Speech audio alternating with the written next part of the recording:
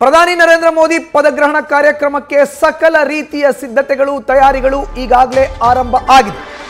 ಪ್ರಧಾನಿ ನರೇಂದ್ರ ಮೋದಿ ಅವರ ಪದಗ್ರಹಣ ಕಾರ್ಯಕ್ರಮಕ್ಕೆ ಸಕಲ ರೀತಿಯ ತಯಾರಿ ಸಿದ್ಧತೆಗಳು ಈಗಾಗಲೇ ಆರಂಭ ಆಗಿದೆ.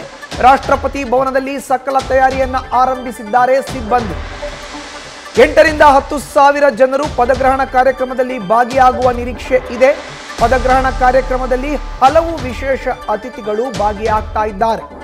ದೇಶ ವಿದೇಶದ ಗಣ್ಯರು ಮತ್ತು ಕಾರ್ಮಿಕರು ಕಾರ್ಯಕ್ರಮಕ್ಕೆ ಹಾಜರಾಗೋ ಅಂತ ನಿರೀಕ್ಷೆ ಇದೆ.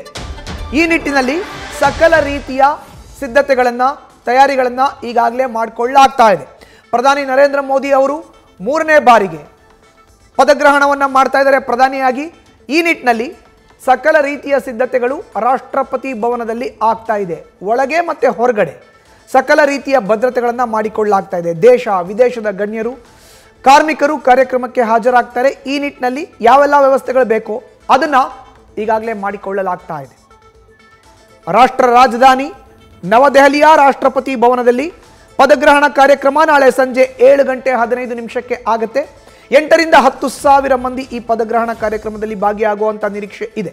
ಈ ನಿಟ್ಟಿನಲ್ಲಿ ಸಕಲ ರೀತಿಯ ಸಿದ್ಧತೆಗಳನ್ನು ತಯಾರಿಗಳನ್ನು ಈಗಾಗಲೇ ರಾಷ್ಟ್ರಪತಿ ಭವನದ ಮುಂಭಾಗ ಮತ್ತು ಒಳಗಡೆ ಆವರಣದಲ್ಲಿ ಮಾಡಿಕೊಳ್ಳಲಾಗ್ತಾ ಇದೆ. ಭದ್ರತೆ ಹೇಗಿರಬೇಕು, ಪ್ರತಿಯೊಬ್ಬರನ್ನು ಕೂಡ ಯಾವ ರೀತಿ ಅಕಾಮಡೇಟ್ ಮಾಡಬೇಕು ಅಲ್ಲಿ ಅನ್ನೋ ನಿಟ್ಟಿನಲ್ಲಿ ಒಂದಷ್ಟು ಸಿದ್ಧತೆಗಳು ಆಗ್ತಾ ಇದೆ.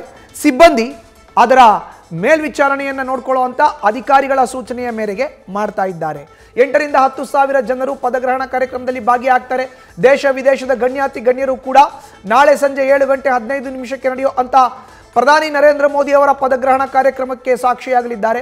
ಹೀಗಾಗಿ ಸಕಲ ರೀತಿಯ ಸಿದ್ಧತೆಗಳು ದೆಹಲಿಯ ರಾಷ್ಟ್ರಪತಿ ಭವನದಲ್ಲಿ ಆಗೋ ಅಂತ ಇದೆ. ಪ್ರಧಾನಿ ನರೇಂದ್ರ ಮೋದಿ ಪದಗ್ರಹಣ ಕಾರ್ಯಕ್ರಮಕ್ಕೆ ಸಕಲ ರೀತಿಯ ಸಿದ್ಧತೆ ತಯಾರಿಗಳು ಈಗಾಗಲೇ ಆಗ್ತಾ ಇದೆ. ರಾಷ್ಟ್ರಪತಿ ಭವನದಲ್ಲಿ ಸಕಲ ರೀತಿಯ ತಯಾರಿಯನ್ನ ಈಗಾಗಲೇ ಆರಂಭಿಸಿದ್ದಾರೆ ಸಿಬ್ಬಂದಿ. 8 ರಿಂದ 10 ಸಾವಿರ ಜನ ಕಾರ್ಯಕ್ರಮದಲ್ಲಿ ಭಾಗಿಯಾಗ್ತಾರೆ. ದೇಶದ 50ಕ್ಕೂ ಹೆಚ್ಚು ಧಾರ್ಮಿಕ ಗುರುಗಳಿಗೂ ಕೂಡ ಈಗಾಗಲೇ ಕಾರ್ಯಕ್ರಮಕ್ಕೆ ಆಹ್ವಾನವನ್ನು ಕಳುಹಿಸಲಾಗಿದೆ.